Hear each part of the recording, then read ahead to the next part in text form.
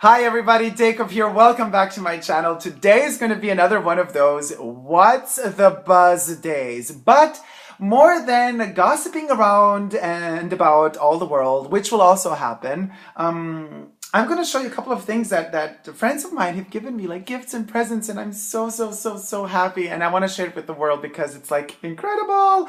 First off, so I come home one day, and what happens? First, let me show you. What I'm wearing here is a custom-made t-shirt by a very dear friend of mine called Andy. He does these drawings. He's an artist. And this is Anna Wintour wearing, diamonds in her, having diamonds in her mouth. And then she has Chanel coming out of her tongue. He's a very tongue-in-cheek, no pun intended type of artist. So I love his work so much. And, I follow him on Instagram as well and everything. So He's also a big fan of Jeremy Scott, and we share we share pictures of each other of the collections and stuff like that. We're both obsessed. So I get this package in the post, and I come home, and look what he made me. This is amazing. It's a little teddy bear with French fry hair. Jeremy, if you're watching, inspire yourself, but don't copy. Actually, take him on board of your creative team. This is amazing. So we got the McDonald's sunglasses with the French fry hair. And then we got again, this time we got a double piercing in the tongue with the peace logo, the typical sign used by Moschino Lot, and then Chanel hanging out of the piece. And then we got the little candy necklace with the piece and a little cloud. Adorable! Thank you, Andy, so much. So my collection is growing. As you can see, I got two t-shirts now. This is really lovely. Thank you so much. And this is the print of the thing. Hope you enjoy it. Made with love. Oh, thank you so much. So Zombie77, that's the artist name. Check him out. Gorgeous stuff. I love this puppy thing. So I wanted to show you this, and then moving on, a very dear friend of mine came back from Japan, and you know what that means. Japan means exclusive Chanel products only for Japan, cosmetic colors and shades only for Japan, and wacky things. So first thing she gives me, she knows I adore sushi. So she goes into this shop where they sell these like plastic foods, like for your restaurants. They have everything that you could imagine, plastified. So she got me a made in Japan, what are these, sashimi, no sushis, how are they called? Well, this one has something fried, and the other one has a fish on it. I don't know what fish though. So I got this, and I'm really tempted to eat it, but of course I'm not gonna. Look at the rice, it looks so realistic. A bit stinky, but realistic. They even give you the little, the little grass that the plastic grass that they would give you if you would order sushi, and they would put the little ginger next to it. So I got a little sushi to always whet my appetite. Then, look how cute the packagings are. I mean, I'm such a sucker for packaging. Sorry, guys, but it's like you could just win my heart over with packaging and food. Anyway, Monster Japan. Ebisu since 1992. www.monsterjapan.co.jp. So, I mean, they are using iconography from, Western society, but whatever. And it's so cute. She told me they put these little stickers on every bag for whatever reason. Who know true value. I don't know what that, well, anyway. So, she knows how much I love certain things. And she went far across the lands, everywhere in Tokyo, because they were in Tokyo, her and her boyfriend, to get me stuff. Let's get it out of this bag, shall we? I don't want to ruin the bag, and I don't want to ruin the stuff in the bag. Okay, so here it goes. So she knows I'm a huge fan of the Garbage Pail Kids, right? And again, I know it's Western artistry, if you like, and culture, but anyway, she found these great rare Garbage Pail stickers, giant stickers. So it's 3 giant stickers in a package. There you go. Isn't this adorable? I just don't want to open them. I'm scared to open them. Look how gorgeous. I mean, I love, you know how much I love Garbage Pail Kids. Anyway, collect all 15 stickers. So I guess in 3 packages, we do not get all 15 of them because it's 333, right? So that's 9. Plus, I already noticed in the back, there's 2 times number 14. So there's no effing way I can get all of them. But whatever, it's the thought that counts. They're so gorgeous. Thank you so much. And then She also knows how much I love the original Teenage Mutant Ninja Turtles and not the stuff that's on today. So she found these, look how cute, bad guys, the bad guys stickers. Bad guys. And these are the bad guys. We got Bebop, Rocksteady, the Foot Soldier, Krang as a brain, Krang with his android body carrying him around, Shredder, and actually, wasn't the Jones guy a good guy or a bad guy? I thought he was a good guy. Anyway, Nickelodeon, copyright, Dune. Yeah, these are vintagey. So, I mean, it was printed in 2015, but these are the original vintage characters. Love it. And then she finds this in a vintage store. Topps, you know, Topps is the maker of... Topps invented the Garbage Pail Kids back in the 80s to kind of counter the whole tackiness of the Cabbage Patch Kids, which I also adore. And Topps also did the Teenage Mutant Ninja Turtles. This is the original series, the second original series. 5 cards, 1 sticker, and you can hear the bubble gum inside as well. This one is still in its original package from way back in the day. This was 1990. So this package was made in 1990. So they have like this vintage store for vintage stickers and stuff in the street or close to the place where they were staying in Tokyo. So she got me this too. Thank you. I mean, you know what I mean? Like, I know. Oh, this makes me so happy.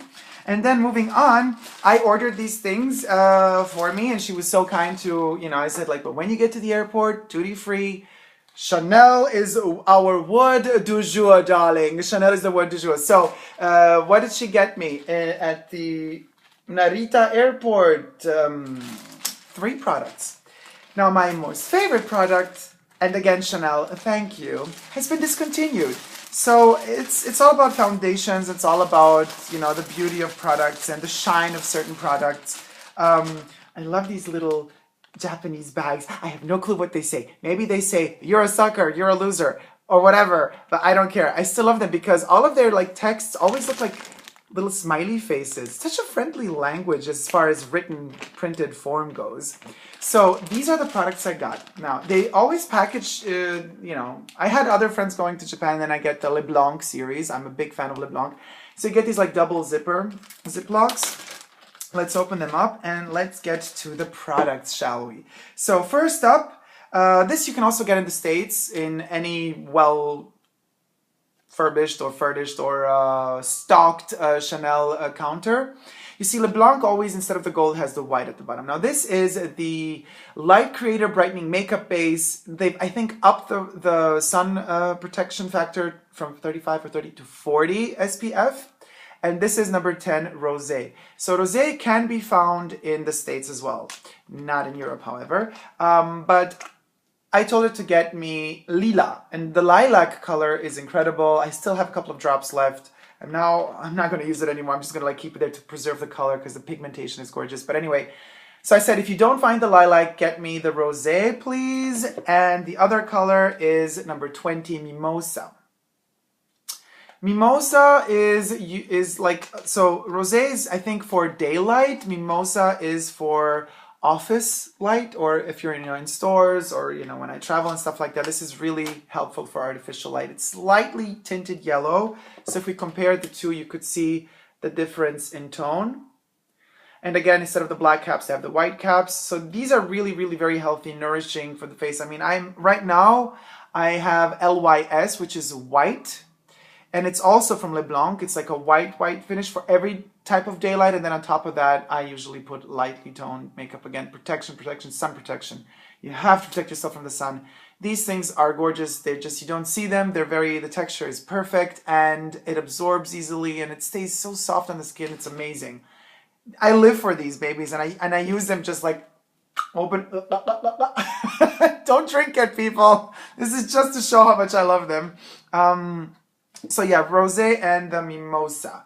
I'm really looking forward to Mimosa as, till now I have used the LYS, the white one. I have used the Rose, the Rosé, and I have used the Lila.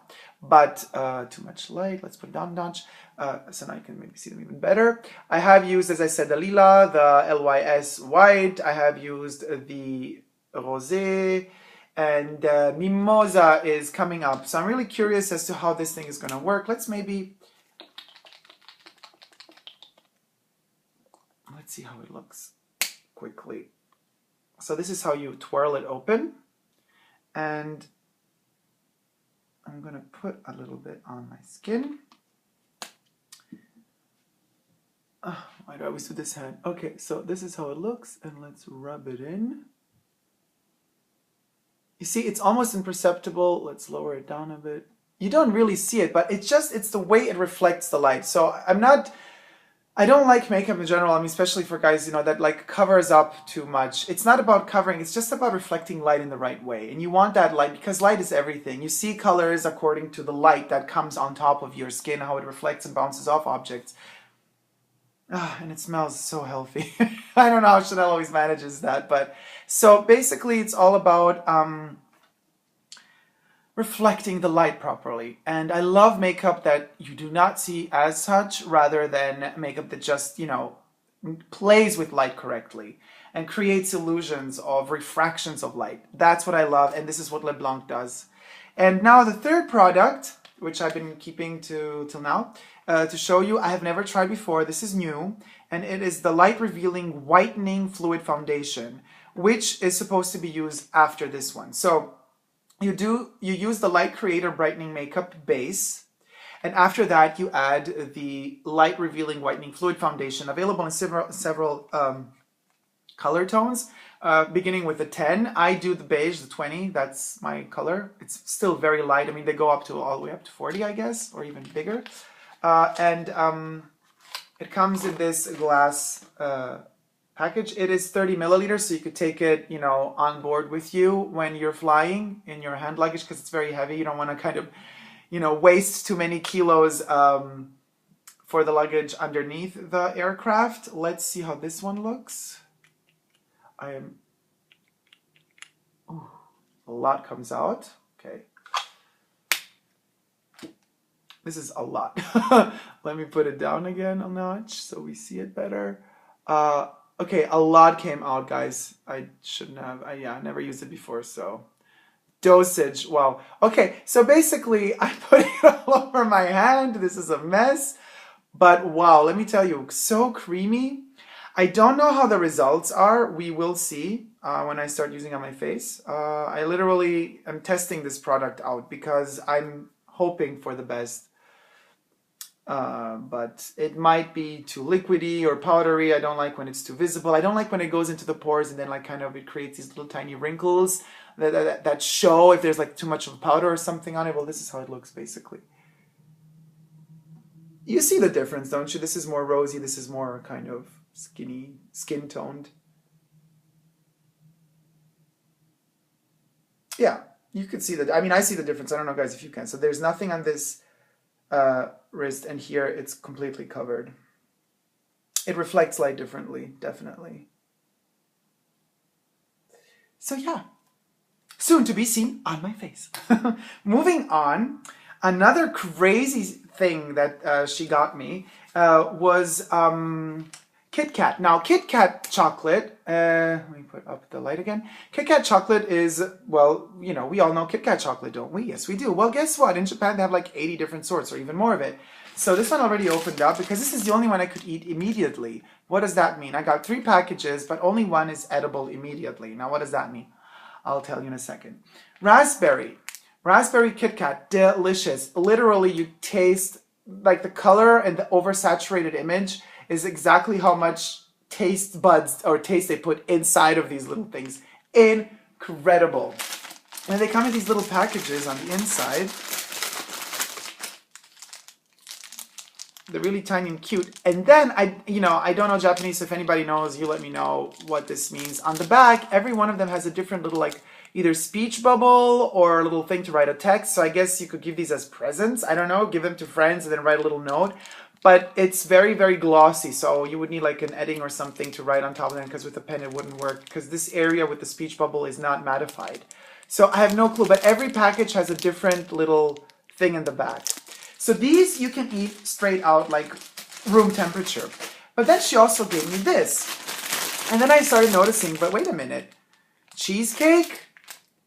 or something. Yeah, cheesecake, Kit Kat, like, okay. And then I see the drawing, like this twirly arrow, it turns into this. It's like caramelized Kit Kat. And of course, again, no clue about Japanese, so I started looking at the pictures, and they show you that you could put them in the microwave or in the oven. So basically, you're supposed to, this is what I figured, bake them in the oven, so they kind of caramelize on top. So I'm really looking forward to making this as soon as I translate the exact instructions, because I don't want to melt it, burn it. I want it to be exactly right, crispy, as you could see here. I want a freaking crispy Kit Kat. I never had one before. Look at that. And then the third package, also non-edible immediately, is Kit Kat like Oreo cookie and ice cream, which, of course, guess what you're supposed to do with it? You're supposed to freeze it. Yes. You have to freeze it, and then you take it out of the freezer, and then you can eat it like ice cream. Crispy and ice cream tasty. Maybe it's vanilla and chocolate chip and Oreo. Loving it. So that is basically the entire gift section and like a little haul gift section. Now, quickly to the gossip part. Jurassic World came out and I saw it. The date came out because I'm a huge fan, and guys, whoever has been following me, I've been like anticipating, waiting, and dreaming of Jurassic World to come out. The storyline has disappointed me. How on earth does that woman manage to run through the entire movie in heels? Through mud, dinosaur poop, cement, driving a car, jumping, falling down. I mean, everything that woman went through, she went through it with heels. And from her like ironed hair or flattened hair, she went into a wavy wig hair. Like, I don't know, whatever. That didn't work for me at all. But the dinosaurs were amazing. CGI was amazing. I mean, if you're going to watch Jurassic World just for the fun of it, just to like relax a little bit and forget all your sorrows and worries of the day, then it's worth it. If you're going there looking for a special new storyline, you're not going to get it because, spoiler alert, stop here if you don't want to watch. If you haven't seen Jurassic World and you want to see it, stop now. Otherwise, stay tuned. Basically, it's like a one-to-one kind of copy rendition of Jurassic Park. So, the two kids again come to the island, and the new Hammond is this woman with the heels, and they get lost in the park as the Indominus Rex breaks loose, and it's their struggle for survival, and the main male figure and female figure are rushing to find the kids, just like in the first part, and they manage to. And it's like a vamped up version of Jurassic Park. More CGI, more dinosaurs, more special effects. And at the end, as in the first part, as in Jurassic Park, the Tyrannosaurus Rex saves the day, paradoxically speaking. But what I was really missing is the tension. Nothing has ever topped, in my personal opinion, the first Jurassic Park, the first scene where the velociraptors are in the kitchen. The kitchen scene from the first Jurassic Park when they're hunting down the kids. That tension, that prolonged moment in time, that was a masterpiece of tension, horror, and drama, and science fiction, and dinosaur galore. I lacked that. That was missing in Jurassic World. But the Indominus Rex is a nifty little dinosaur, I have to say. Loved the white skin tone changing color and stuff like that. So, unfortunately, the Indominus kind of dies in the end. But that was to be expected. But at the same time, as in Jurassic Park, we do have people stealing the DNA, hybrids, whatever, the babies, whatever. I mean, the DNA, yeah, the molecules, the clones, whatever they are. So that's been stolen and taken away as the can, fell down into the mud in the first part. So yeah, that's as far as Jurassic World is concerned or goes. Katy Perry reached 1 billion views for that video of hers where she's like a sort of Cleopatra.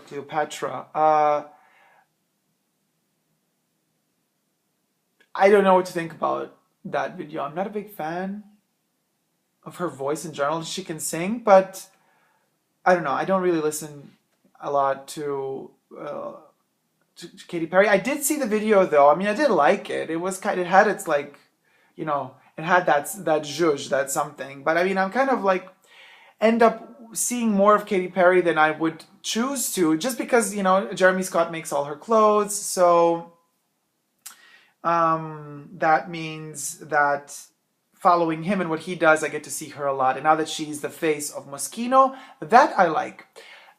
All the comments about saying that, you know, she has like the Kris Jenner hair. No, she doesn't. She has the Moschino hair. She has a little Peter Pan kind of Tinkerbell-ish, Peter Pan-ish hair. You know, the little fringes, a little beautiful. That wig is perfection, I have to say. It's really hard. I mean, the Barbie wigs on the Barbie catwalk for the Spring Summer 15 collection were a disaster. The Barbie doll hair, however, of the Moschino Barbie doll, that was sublime. But the wigs they used on the catwalk were gross. Katy Perry's wig for the Moschino Fall Winter 15 ad campaign is bliss, and she looks bomb. She never looked better to me personally than with that wig on, wearing those Moschino things. And at the Met Gala with Jeremy, she actually stole the show. Jeremy arrived with her and Madonna. Madonna just became invisible because Madonna looked like she was just too clunky with too much clothes on, like the Moschino thing that was like custom made for her, that had like the graffiti rebel heart insignia all over the dress. Yeah, the idea, cool, but Madonna is not that tall, and they put so much layers over her, and the dress was ginormous. It was, I mean, it was fitted, mind you, but that cape and everything is black on black with the white text. It didn't work. I'm sorry, Madonna. And but Katy Perry's graffiti dress was amazing. It worked wonders. So she stole the show. And probably they did the fashion, I don't know when they did the fashion shoot for the ad campaign, either that day or a day or two before. So, you know, they got her to keep the wig for the Met Gala as well. Perfection. Caitlyn. Caitlyn or Bruce. Ex-Bruce, now Caitlyn. With a C instead of a K.